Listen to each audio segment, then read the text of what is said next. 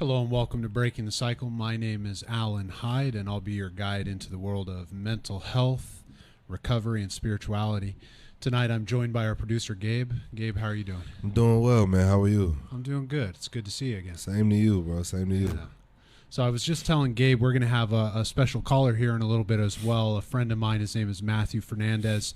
He's based out of Southern California, and he does a lot of work with young athletes. And tonight, Gabe and I are going to be talking a little bit about how sports have helped us manage through tough times and also kind of build fortitude in our mental health over the years. And Absolutely.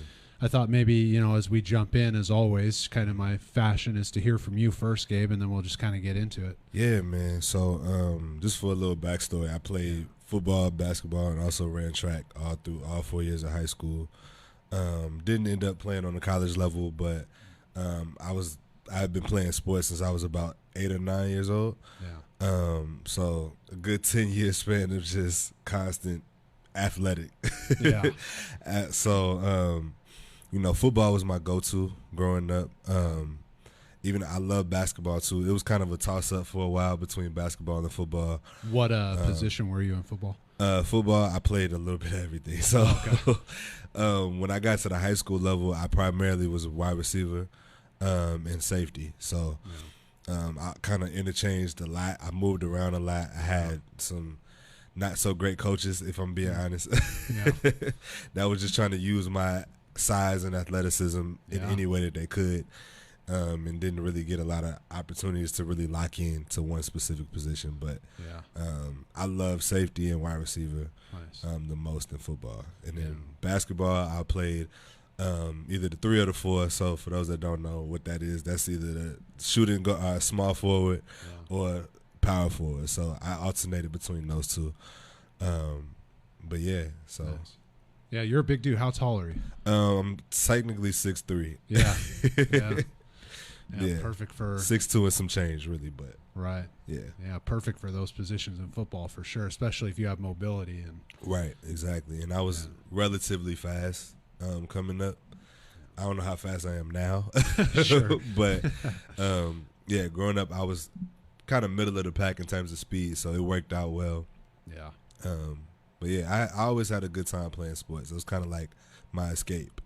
Yeah, I think society, you hear a lot of people, they share like sports is like therapy for them. Yeah. And I always joke, it's like therapy is like therapy, but sports are great. Right. And, Exactly. But truly, it's a healthy escape. It is. Yeah. It definitely is. I feel like there was a lot of moments in my life that I can point to where like sports was just kind of like a break from reality. Like, especially football. Football is one of those more aggressive sports. So like, depending on what you're feeling that day, you can kind of take it out and leave it all on the football field. Right. And so to the point of being an escape, like I see music the same way, because it's just literally a break from reality. Like I can put myself in a totally different world for a second. Yeah. So that's always been a blessing. Yeah, I think sports is a good gap for that, or like a bridge. All of my hobbies outside of my professional pursuit, the confidence I gained on a baseball field allowed me to walk into the rooms of, groups of people where there were, hobbies that I was interested in and feel like, hey, I belong here. Right. And I may not know everybody yet, but I will, And I imagine you have a similar experience like that in groups of people because of sports. Definitely, absolutely. I remember, so I went to 2 different high schools. And so I remember the transition from one school to the next was a little weird for me because I moved there my junior year. Like everybody had kind of settled in to high school at that point. And I'm starting a whole new experience. Yeah. And so over that summer, I knew I was going to transfer. And so over that summer, I spent a lot of time like working out up at the school and all of that. And that kind of helped me with the transition, to be totally honest. Like, I made a lot of friends over the summer that it would have taken me half the year to make if I wasn't playing a sport. So it's always been a blessing in that way too. Yeah. Yeah, you know Kim, right? The Fingerprints of Grief. So quick shout out. I was just on Kim's show. It's called Fingerprints of Grief. It's on at 5 p.m. Yeah, she's wonderful. And we were talking about sports, and I grew up playing baseball. I played since I was 4, and took it all the way through college. And a lot of what you're touching on of just like the social lubricant of getting to know a lot of people before you're thrown into classrooms. And for me, I was telling Kim I had gotten arrested my senior year for messing around with the wrong crowd, and my buddy from high school, who was the one who called me to hang out with them instead, he actually commented on the video from Kim's. Yeah, he's a wonderful dude. But if it wasn't for baseball and some of those social circles, man, I don't know where I would have ended up. Yeah, like it's definitely one of those things. It's like I found my people. Yeah. Because we were all kind of working towards the same goal on a daily basis. Like even in class, it helped out because we all like kind of holding each other accountable, because I'm like, you got to make the grades to play. Yeah. So it was just all of those little things. I think honestly sports got me through school because I wasn't a super studious person. Yeah. And the requirement of sports to actually have decent grades was something that kind of kept me going. Yeah. So yeah, and there's a lot to that, just having the accountability. We got a question in the last show from another gentleman who does a show. His name is Mark Henry, right? So, and he does a show on Wednesdays at 11 a.m. called On the Mark, right? Am I getting that right? That's right. Yeah, and great show. Talks about a lot of things, like sports in general. I think mostly football. I think he's a football recruiter, is what I'm hearing and seeing from his show. But he asked a really interesting question, which got Gabe and I thinking about this topic of, how did sports help manage through tough times, and also what's kind of the bridge or the gap between sports and mental health. And my coach in junior college, when I was playing baseball there. I shared this on the show earlier. He said, you change for college. College doesn't change for you. And he meant that in its entirety. College baseball was a whole nother beast.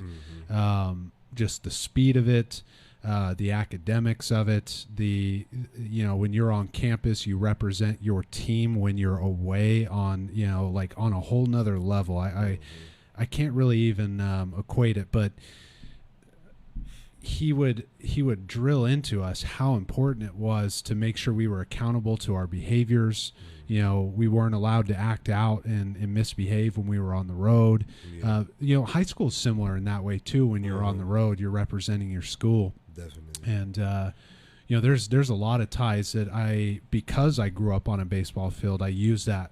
Those lessons with my clients every day about accountability, responsibility, acceptance of the things we can't control. I mean, you played football, man. Like baseball is a lot of uncontrollables, but but when you got someone who's 200-something pounds about to clean your clock, talk about uncontrollable. And you got to rely on everybody else to do their job. If your outside linebacker doesn't cut the tackle the right way, you can't even blitz as a safety. Right. Like you can't come off the corner the way that you need to. You know what I'm saying? So it's like, it's little details that everybody has to do their part and know their assignment. And I think football honestly taught me a lot about delegation in a lot of ways. Like I took a lot of those things from a lot of those principles of football and like kind of brought them into things that I do outside of like my work or whatever. Within work.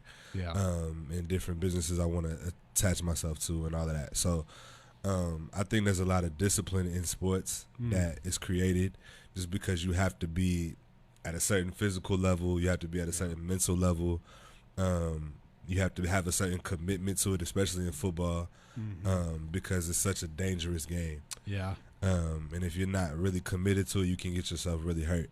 Right. And so it's a lot of those layers to it that I really appreciate about my time of playing sports. Yeah.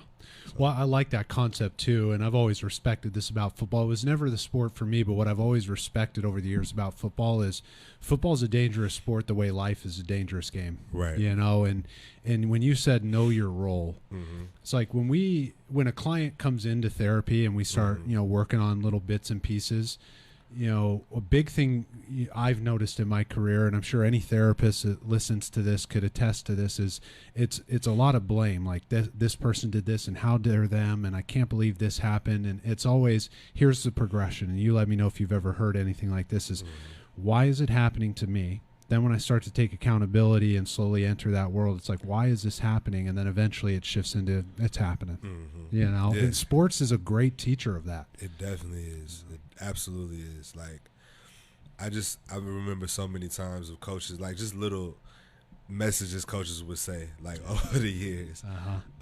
We used to have this thing. It was like, good, better, best. We never let it rest until our good is better and our better is best. Oh, I like that. And so that's one of those things that, again, I took into my everyday life. And that was when I was playing Pee-wee football. Like, so the fact that I still remember that from almost 20 years ago is crazy. Yeah. That's like a Dr. Seuss book. Right, exactly. But that's one of those things. It's just you're always striving to be a better person, be a better version of yourself in every capacity. And I think, again, sports kind of creates that level of discipline. Yeah. So I always strive to be better. So yeah, you know, I had a coach, and this was his perspective, and then I heard it many years later in recovery circles and in therapy. But you know, society's so used to looking for, you know, the difference between what's good and what's bad. Mm-hmm. Right? What about the difference between what's good and what's better? Right. You know, what's good, but what could be better for me? You know, what's good is, you know, I'm showing up and I'm doing the workouts. What could be better is if I do the workouts and then I go and I study. What could be better is if I'm, you know, doing the workouts and then also icing my shoulder. What could be better is I'm doing the workouts and I'm also eating properly. You know, it's like, instead of like, well, what's good and what's bad? Right. You know, eating Taco Bell is bad. It's like, well, if I focus on that, you know, I'm gonna have a harder time not eating Taco Bell. Right. Exactly. It's, again, I think the biggest thing that I take from sports is the discipline of it all. Like, I've seen myself lose that a little bit as I've gotten older, just because of the fact that, like, I'm not having to get up at 6 a.m. every day and go to work out, and I'm not having to go through a whole school day and then get ready for practice at the end of the day. Yeah. So it's like that level of discipline at the time was amazing for me. And it, like I said, it got me through school. Truly. And so, yeah, I think, so I would suggest anybody find a sport to play. Yeah, you know, and that's a good call out. And we're gonna have probably multiple callers. I'm not 100% sure. We're definitely gonna have one, and he talks to kids about exactly that, and he talks to the parents about it. Wonderful human. You'll like Matt a lot. Yeah. But if you're listening to this, you're a parent and you're thinking like, hey, what kind of stuff? I'm not really sure what my kids are into. Just start throwing them into some sports, you know, see what they like. If they're not into physical sports, try tennis even, you know, just get them into some kind of community sport aspect. And I'll tell you, as a clinician as well, a therapist, I've seen very few things early years work better than that to get kids connected. Yeah. Exactly. And I've made lifelong friends through playing sports. Like, these are people I didn't know before putting on a helmet and pads. Like, and so I think just when you're operating as a team, you learn how to maneuver in different spaces, how to approach different people with different ideologies and thought processes, and it's a lot of layers to playing sports that I think are crucially important. Yeah, and, you know, I thought Mark's question tonight was really important to bring on, too, because Kim made a point as well of, like, you know, when I had gotten arrested my senior year of high school, man, the coaches that were recruiting baseball-wise for college, they were done with me.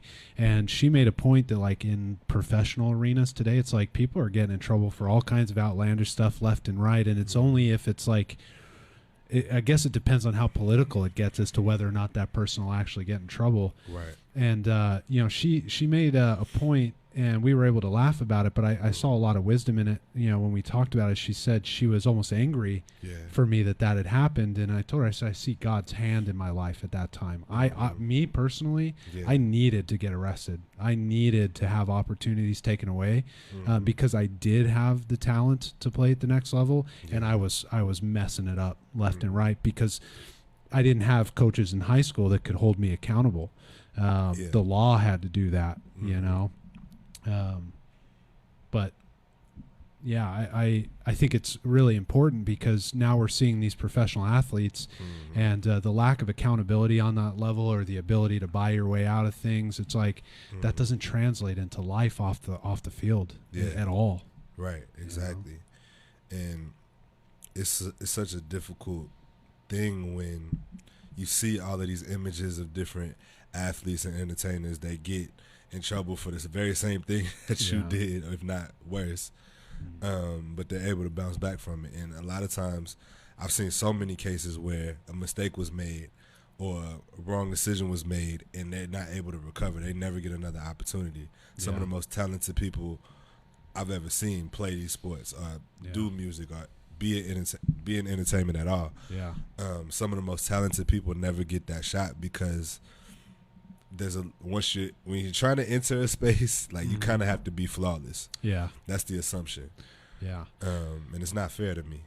Yeah, you bring up an interesting point, right? Because the pendulum swings too aggressively, right? It's in therapy we talk about not operating in extremes, right? All good or all bad, and that's precisely what we see in media. It's like it's the people you're not hearing about that are the concept Kim and I were talking about, like the guys that aren't getting that big time opportunity, but they're getting away with all kinds of shenanigans because the spotlight's not on them. But once it is, if you're not flawless and perfect, which is just an absurd lesson to teach people, right? Because perfection doesn't exist. I mean, you could be the best in the world at a sport, like one of the best athletes to ever live, Michael Jordan, and he's got a gambling problem. Guy's not perfect, you know.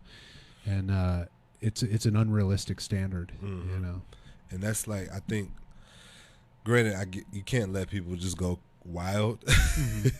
There has to be some checks and balances, but at the same time, I think people need second chances too. Yeah. People need to, it needs to be an understanding that we're all humans and we're gonna make mistakes. Whether it's something legal, whether it's something illegal, whatever that situation may be. People are going to make mistakes. Yeah. Especially young people. Yeah. So you can't hold them to the standard of somebody who is a full-grown adult who's been through it all. Yeah. That's not fair to me. Truly. And we got a caller calling in, actually. All right. That might be Matt. Let's find out. All right. Hello. This is Matthew Fernandez calling in. Hey, Matt. How are you doing? Good. How are you? Good. We're just getting the sound coordinated here. Can you hear us okay? Yeah. All right. Okay, cool. So for those listening, our caller, his name is Matthew Fernandez. And, Matt, I'm going to shut up here in a second and let you introduce yourself. But Matt's doing some really cool stuff with young athletes and in his clinical practice as a mental health therapist out in Southern California.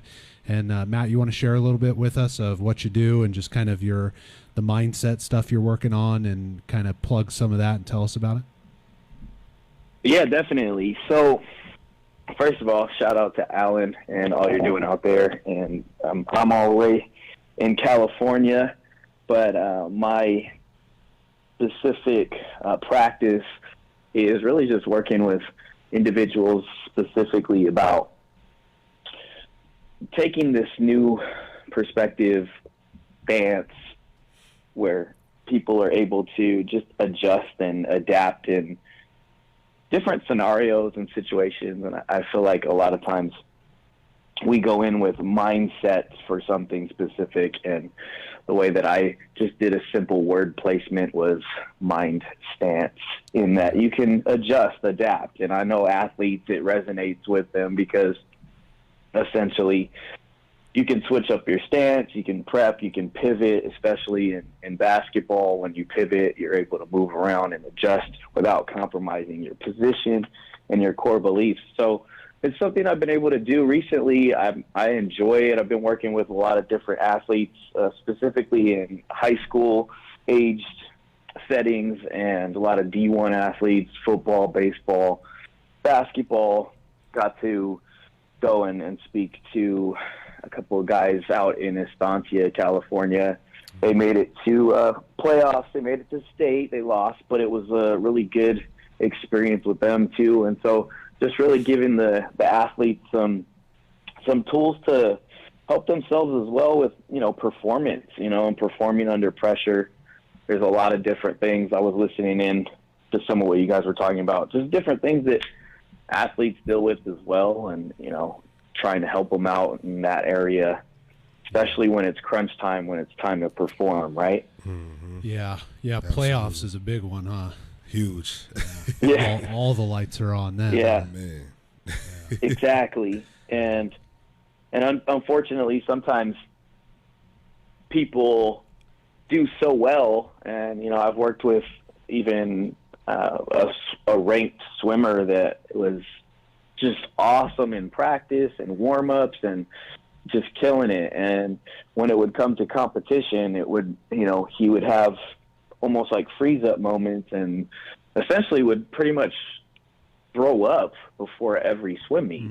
And so we were able to meet and talk and really just get an idea of how he could improve just his expectations for himself and understand that, obviously he's an excellent swimmer, but he's got to just kind of swim, right? And they say sometimes like, hey, just play, just be in your natural flow, and you got to kind of just create your own space for yourself in that moment to feel comfortable. And after a couple of meetings and stuff, I mean, he stopped throwing up. And, when you throw up, you get super weak, you're drained, you're fatigued, and it kind of would set him back in the swim meet as well. And he was able to overcome that. And, kids thriving. So it's really cool. Just I'm one of the type of people, too, that I think it's not all one size fits all.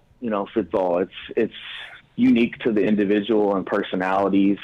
And that's one of the cool things about getting to work with people from different, whether it's age groups, sports communities, even just parents, individuals that are, trying to figure out, hey, how can I adjust in some of these types of situations, Yeah. Mm-hmm.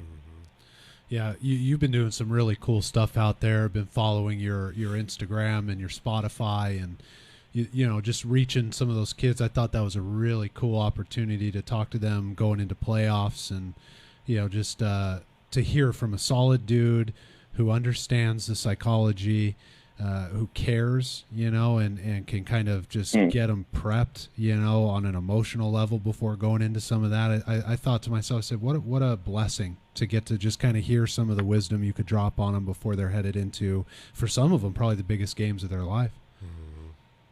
Yeah, I appreciate that. I think, my setup is essentially, on Instagram, it's Worthwell. It's just one word, Worthwell. It'll pop up. And I also have a podcast that I have on Spotify called Well Talk. And we talk about different things. I was able to get Alan on there as well, and we had a good, awesome podcast episode where we talked about mental health, sports, and substance abuse all in the same episode. So being able to do that and having those meetings with those students and those student athletes. One of the guys actually was dealing with some stuff where he was really having some anxiety before the game, and he ended up being able to figure out some things that worked for him to help him calm down and get in the zone, essentially. And it was cool because you see, like Alan said, I mean, some of these people, it's their prime athlete career moment, and they go out there and give it their all, and it's just really cool to see when, they went up against some really top-ranked schools and made it to, in CIF, they made it to the semis, and then in state, they ended up playing a team that, I mean, the other team was just, their guys were ranked nationally, and but again, it's like going in those moments and understanding, hey, like, we're going out there to play, we're going out there to do what we love to do, because I know a lot of guys that play, they just love playing the game, right? Right. Right. And while I have you here too, there's this concept that, just as I was listening to you, Matt, and you were kind of shedding some light on the anxiety that comes with performing at that level. And, I'm thinking, I've had clients come in and their first introduction to how to cope with their mental health was sports. And I'm curious while we have you, because Gabe and I were touching on that a little bit of just kind of how we got a question earlier from another gentleman who does a show, and he was asking about like how sports help, cope with tough times. And I'm curious if you could share some of your wisdom, just because you've worked with a lot of athletes on, just kind of seeing that for a lot of these young athletes, men and women, this is their first touch into the world of coping with their mental health, like anxiety and depression, which for those listening, it's coming for all of us. We're all going to experience it in our lifetime. But I'm curious if you could touch on that and share some wisdom, Matt. Yeah, definitely. I think one of the big factors is anytime somebody tells me that they're dealing with anxiety or depression on a clinical level, where it's really causing an impairment in their overall functioning, or they're starting to see a change in their disposition. First of all, I always, and I think most clinicians recommend, hey, let's do some activity, right? Some physical activity. Let's get some exercise going. Let's get something. And one of the things I get to do too is, since I do work with a lot of athletes, I say, you already play a sport. So let's focus in on how we utilize that to get you to manage some of that, either stress or, frustration. And even in the game, sometimes people take it personal, and they end up having the negative self-talk, and they're dealing with like, I can't do this. I won't do this. What if I fail? And so it's about challenging those thoughts. Some CBT principles, cognitive behavioral therapy, I feel like is really helpful with that as well. Reframing thoughts and saying, hey, sports is your go-to. That's awesome. Look at it like, this is my chance to let go, release all the tension, all of the stress, the negativity, and find my rhythm in the sport. And I think whether you're playing baseball, basketball, football, soccer, tennis, golf, any sport, there's a rhythm to it. And when people can find that rhythm and click in it, you start to get those feel-good moments. Even if you're not necessarily playing in the way you want to and performing in the way you want to, you're still understanding that, like, this is something I get to do to take care of myself. I'm being active as well.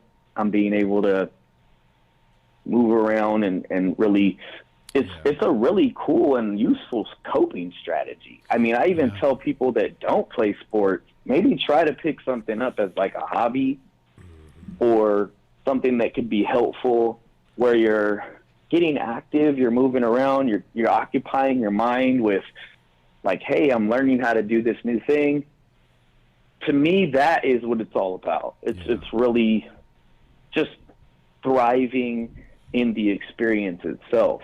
And for those that might be struggling and saying like, hey, sports is my safe haven, I think that's awesome. And I think hold on to that, because that's one of your coping strategies.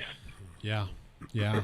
I remember you and I, Matt, we used to joke about this with like Andrew and a few of our other friends from our master's program, like how often a client will come in also and share that, like, how they cope is they just go to the gym, and that's great, right? Like you're saying, like sports are great, and hold on to these things. And I also hear the wisdom in what you're sharing in the sense of, for those listening, when Matt was talking about CBT, cognitive behavioral therapy, is the practical coping strategies that you can implement outside of physical activity. Some of them are physical activity, but a big one, right?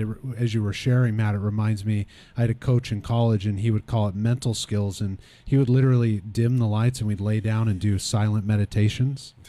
And, I was talking with Chance last week about that, of just like meditation is slept on, kind of gets shirked off as a joke, but in the world of athletics, it was really helpful. I can't tell you how many times I was a pitcher in my day in baseball and how many times I would have to check in with myself mentally and slow things down.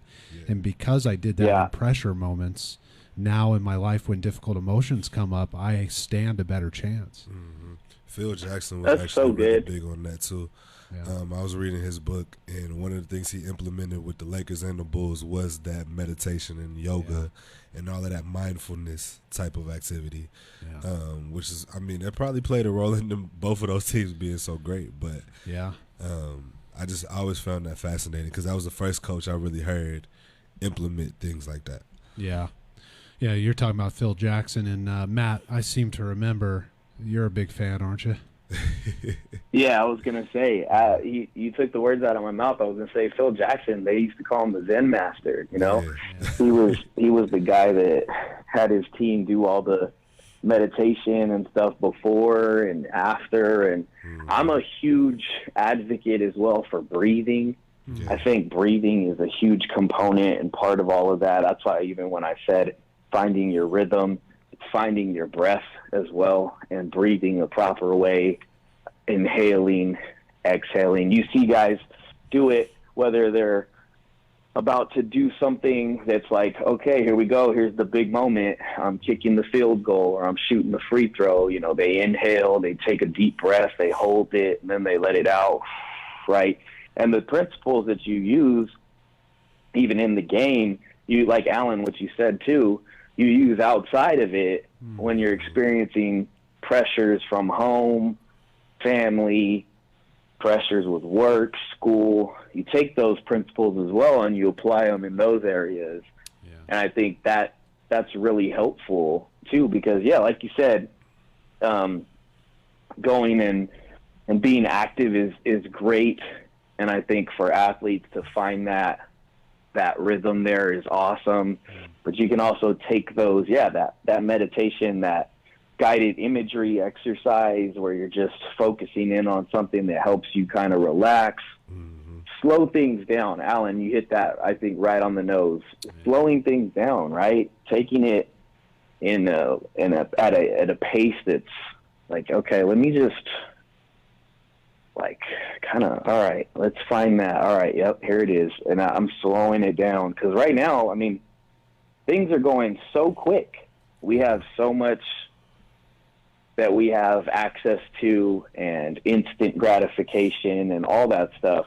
And if we don't take time to slow down and be intentionally present, we miss out on a lot. And I think that's where a lot of the stress is coming from for other people as well. You know, we're just go, go, go, go, go. And slow down, just take your time. And I think the breathing is huge as well, you know?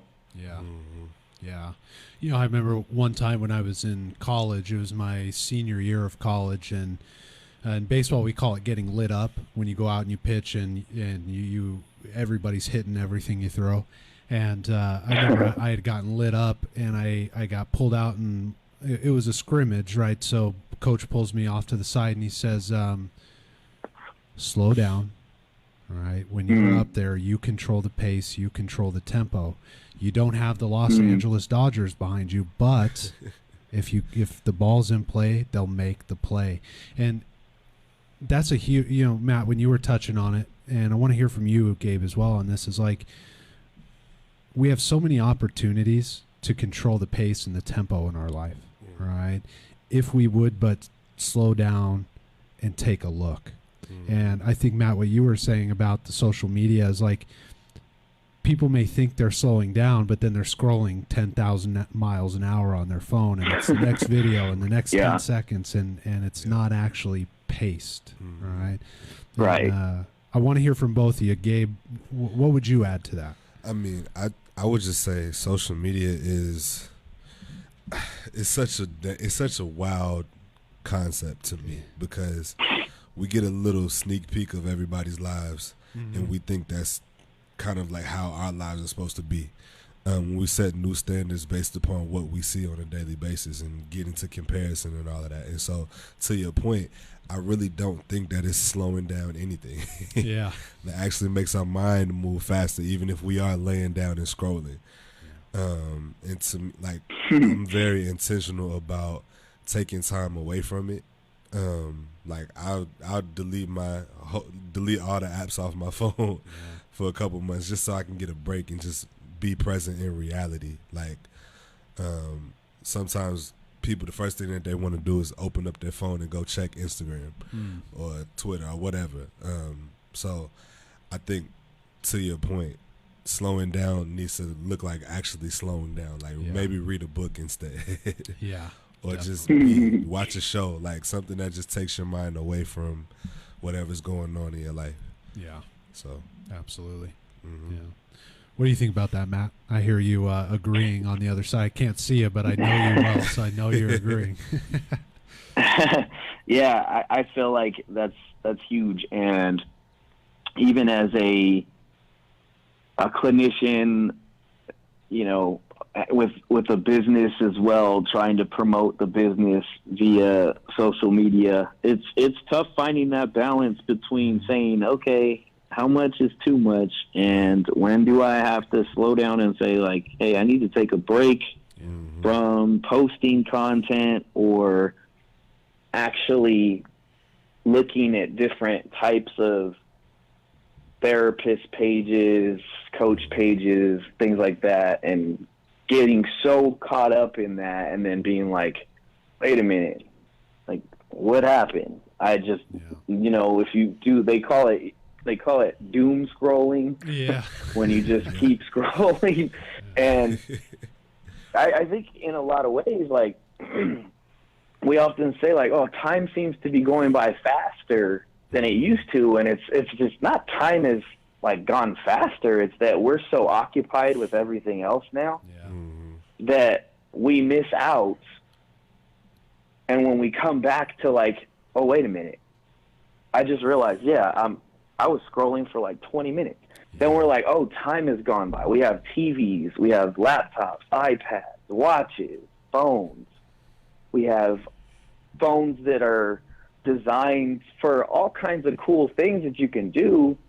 But it's like Alan and I touched on it as well in my episode that on my podcast, and like, they're controlling us to some degree, the devices, you know? And I think Gabe hit on something really huge too when he said, saying, like, I'm going to deactivate or delete it for a while and then say, like, let me just stay present with what I'm doing and understand that if I miss out on certain things online, hey, I miss out, right? You know, and that's the part it's not like, I think, and I feel like it's tough because the young people too, I mean, man, when we were growing up, MySpace was just starting to get big. Yeah. You know? Yeah. Like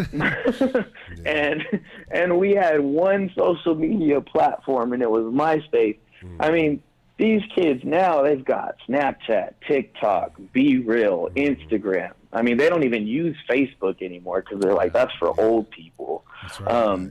And you just got, like, all of these platforms that in Twitter or X, whatever you want to call it now. And I think our brains are just, like, multitasking to a point where we're literally like, what the heck just happened, you know? And so limiting it, and like Gabe said, sometimes taking a step away and saying, I'm going to leave that alone for a little bit so I can give my brain a break, you know?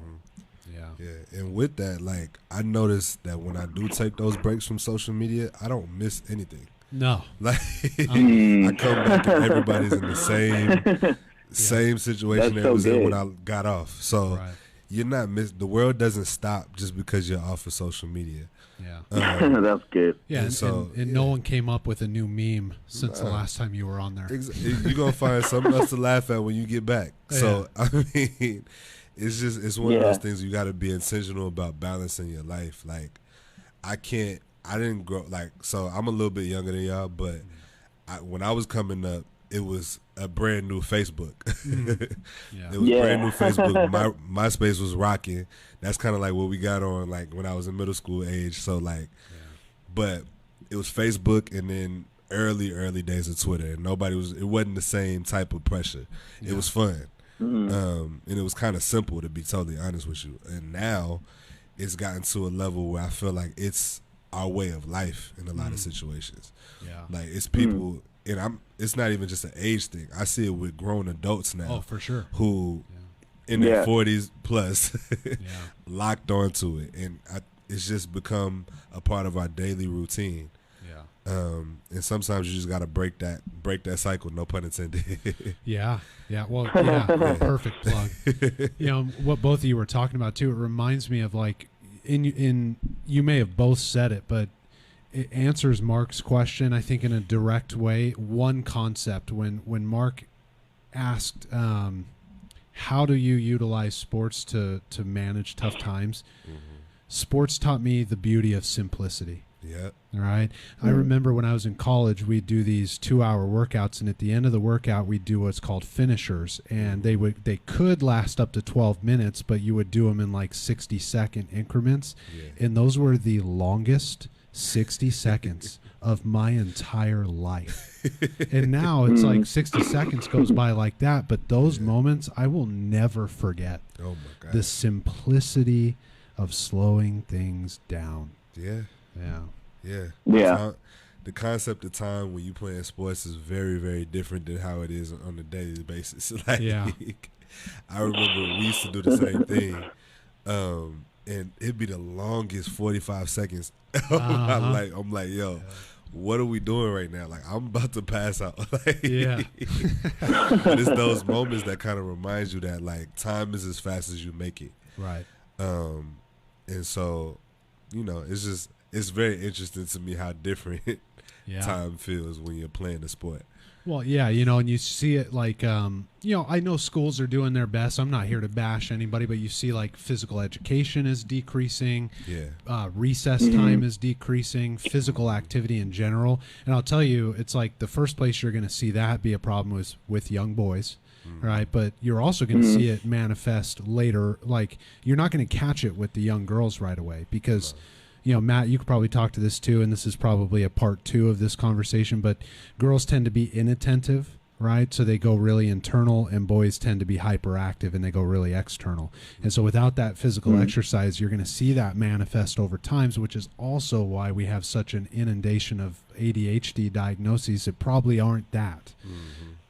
Conversations for other times, but certainly what the three of us are talking about, if you guys are listening, is like one way truly to cope with your mental well-being is that mix that Matt was talking about. Is like the deep breathing, taking time, right, and being involved in something physical. So if you're listening and you're not into sports, I don't care if you're 85, 95, 105, there are things like pickleball, right, that's getting real popular. Just get out. If you got to roll around in a wheelchair. I've got a buddy who's in a wheelchair. He's paralyzed from the waist down, and he is one of the most active dudes. Right? He runs a foundation out in California called Be Perfect. Hal Hargrave, great guy, active, does sports all the time. So I would highly recommend it, just like these gentlemen have as well. Yeah, absolutely. Yeah. I mean, it could be something as simple as just going for a walk every day. Like, I think physical activity is an automatic, like, it makes you have to put your mind in a different place.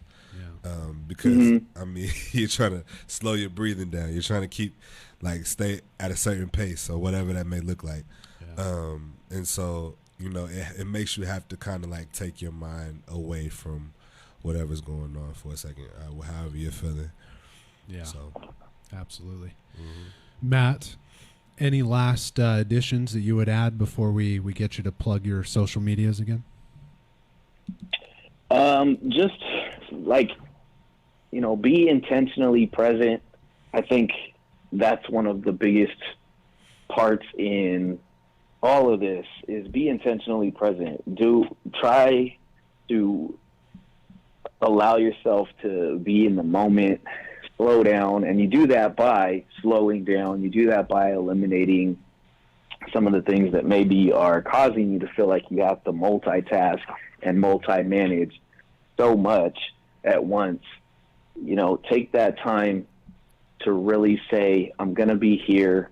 And when the thoughts come, whether it's negative self-talk, ruminations, fears, let them know, like, you know, there's a time to deal with those things too. But right now I'm enjoying this moment, and try not to allow the stress of life take away so much time in your head.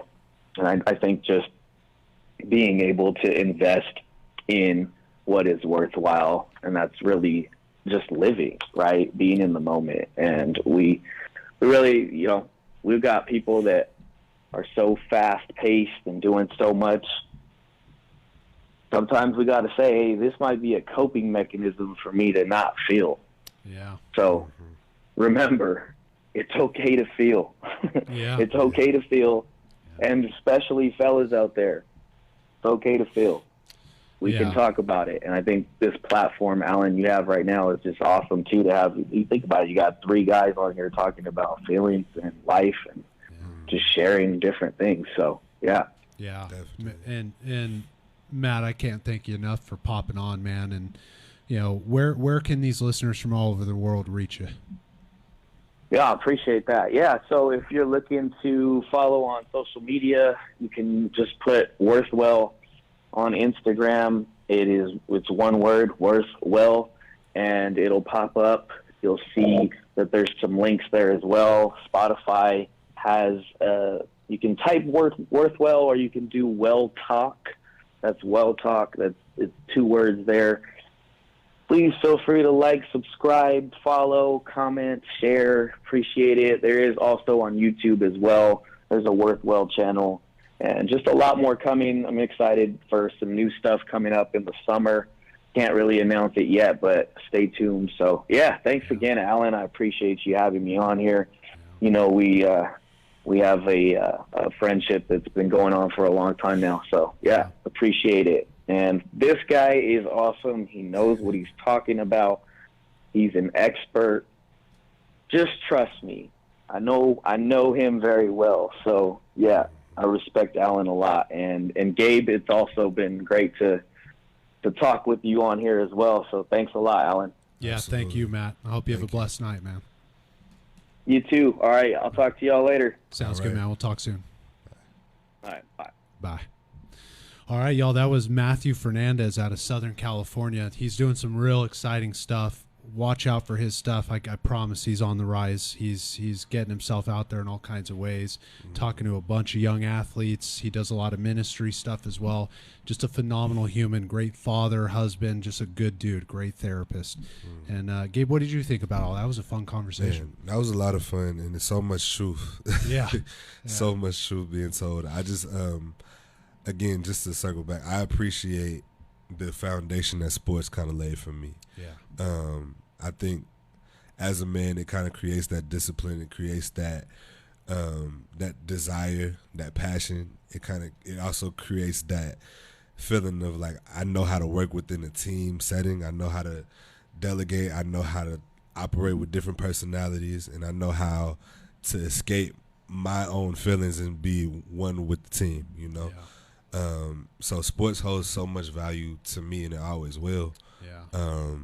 And so I'm just appreciative of all of those moments. Absolutely. And so that's pretty much all that I could say. Yeah, I think that's a powerful message to kind of tie a bow on at the end. Is I share with my clients this: past the point of your basic needs, food, water, shelter, the very next thing that you can start to check off the list is community. So if you're a parent listening to this, you know, this was kind of geared towards you to kind of get your kids out in those communities. If they're already in them, double down on them, get involved with them. You know, the parents are out there too involved. And you know, if you're an adult listening, Matt called it out straight up. You know, get into some of those meditation, deep breathing practices that Gabe and I were commenting on with them, and find something physically active, right? But don't neglect your feelings, right? Go out, get in touch with your mind-body connection, All right, get in a flow state is what we call it in the realms of sports psychology. Get in a flow, where you're not thinking about the Instagrams and the social medias and the news and the horrible things happening. Get physical, all right? Do some breathing and relax. Absolutely. Yeah. Amen. Anything else you'd add tonight? Just stay mindful. Stay mindful. Keep working. It's always going to be a journey. Anything that you're going through, regardless of what anybody else has to say, it's a journey that you and God have to deal with. Yeah. And so any way that you can escape whatever you're going through, any way that you can deal with it head on, take those challenges, because it's only going to make you a better person in the end. So yeah. Absolutely. Absolutely. What could be good, but what could be better, right? Exactly. Yeah. What was the one your coach did when you were a kid? Yeah. So it was good, better, best. We never let it rest until our good is better and our better is best. I love it. Yep. Few quick shout outs before we close this off tonight. Shout out to the what's Kim's podcast again? I've totally brain farted. Fingerprints. Fingerprints of Grief. Yeah, I was just on the show. Shout out to Kim with Fingerprints of Grief. It's on Fridays at 5 p.m. Shout out to Mark Henry, who does On the Mark 11 a.m. on Wednesdays. Shout out to Matt Fernandez for popping on. He's the Worth Well podcast. You can find him on all the platforms. Shout out to Jerry Maharo. I saw you in the comment sections. That's my brother and best friend for almost 20 years. And shout out to everybody else listening. We love you guys. Thank you for tuning in. We'll see you next week at 7 p.m. Central Standard Time, breaking the cycle. Yes, sir. Podcasters and internet radio hosts, it's time to take your show to the next level. Hi, my name is Sammy.